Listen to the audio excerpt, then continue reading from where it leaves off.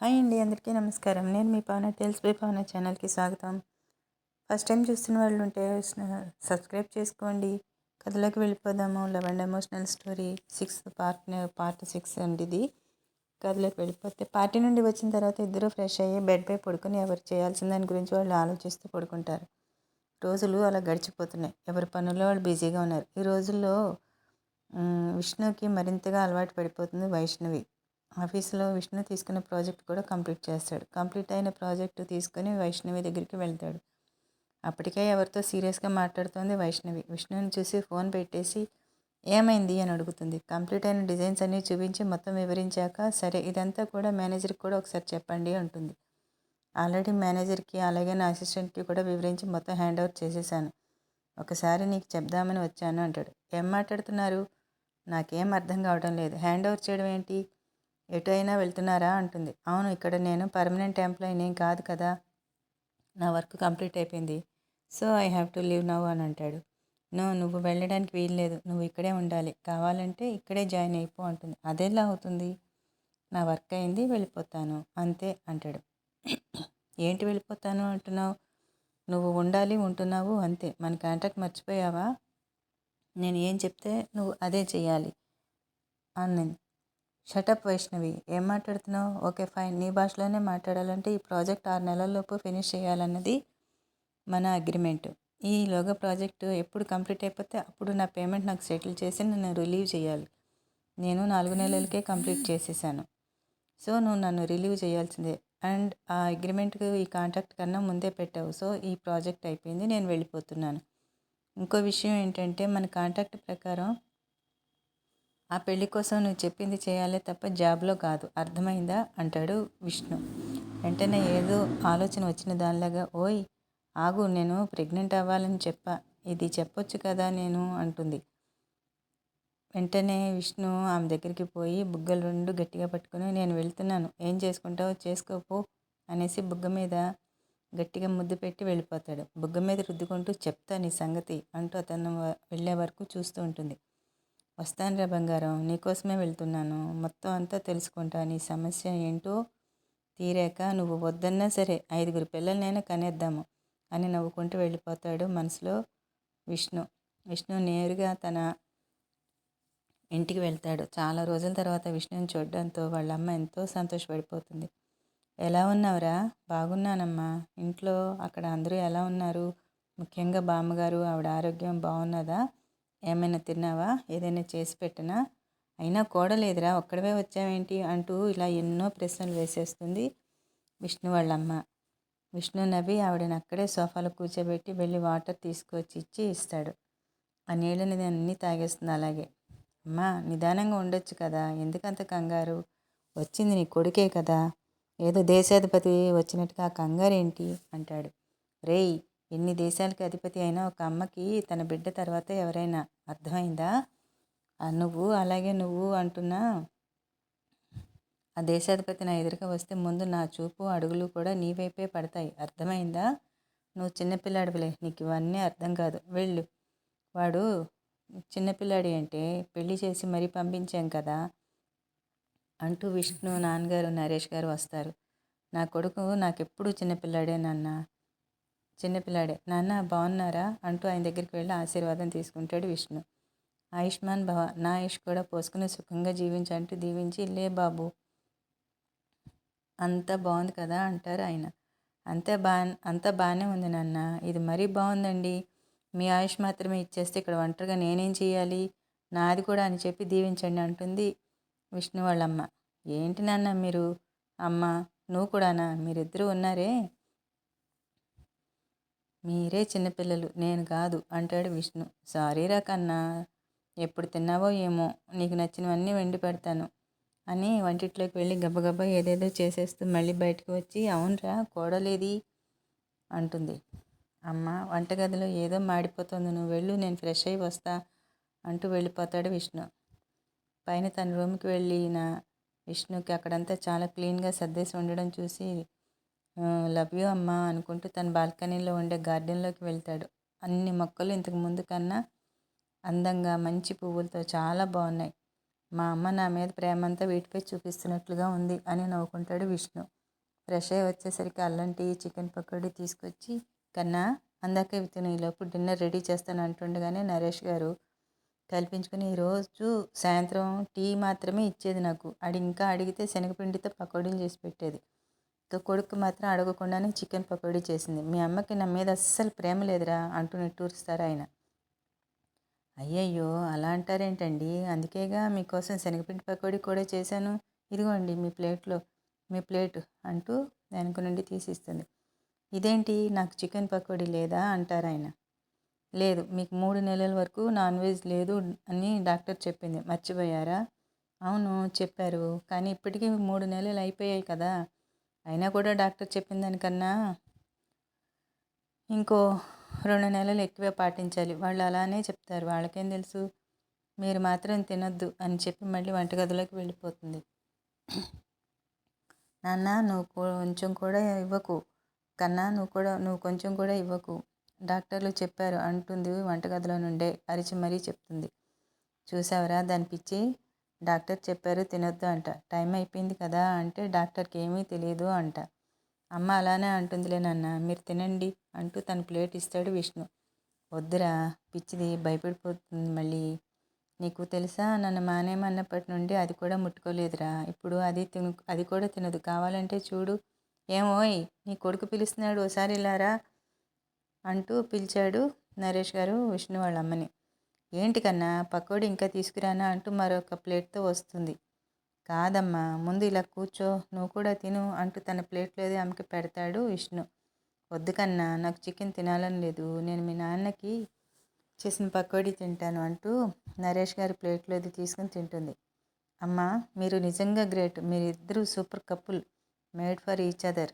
నాన్న, రేయ్, మీ నాన్న చిన్న పకోడీ ముక్క ఇచ్చారు అంతేరా, దానికే పొగిడేస్తున్నావా?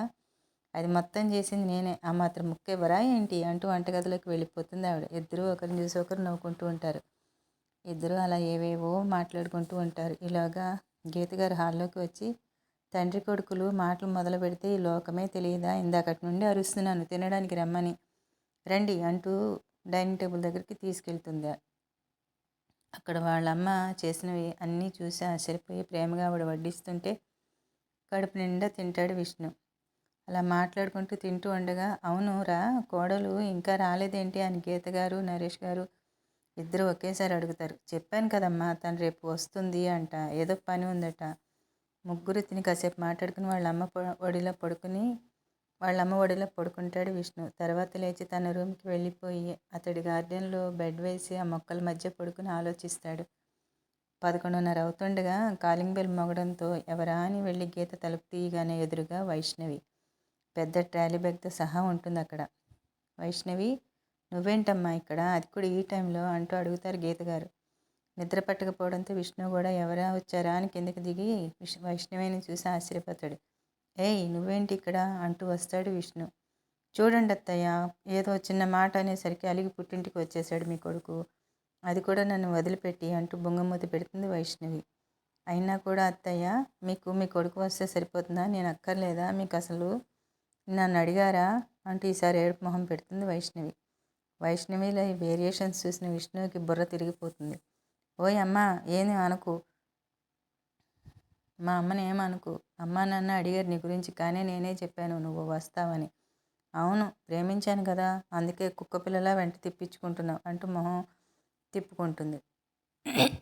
ఒసేయ్, నీ పెర్ఫార్మెన్స్ ఆపేయవే తల్లి, నా వల్ల కాదు, వచ్చావుగా ఇంక ఈ రచ్చ ఎందుకు, లోపలికి రా అంటాడు విష్ణు. నేనేం రాలేదులే, నువ్వు బట్టలు తెచ్చుకోలేదు అని బట్టలు ఇచ్చిపోదాము అని వచ్చానంతే అంటూ మూతి తిప్పుకుంటుంది వైష్ణవి. వైష్ణవి వేరియేషన్స్ చూసి దీనికి కన్ఫామ్గా పిచ్చి పట్టేసింది. లేదంటే ఈ టైంలో బట్టల కోసం రావడం ఏంటి అని మనసులో అనుకుని, సరేలే ఇటు ఇవ్వు, డ్రైవర్ని పంపిస్తే సరిపోతుందిగా అంటాడు. చూసారా అత్తయ్య ఎలా అంటున్నారో, మీ ముందే ఇలా ఉంటే ఇంకా నా దగ్గర ఎలా ఉంటారో ఆలోచించండి అంటూ మళ్ళీ స్టార్ట్ చేస్తుంది వైష్ణవి. ఒరేయ్, నువ్వు ఆగరా, చిన్నపిల్ల, ఎందుకలా ఏడిపిస్తావు అంటుంది గీతగా.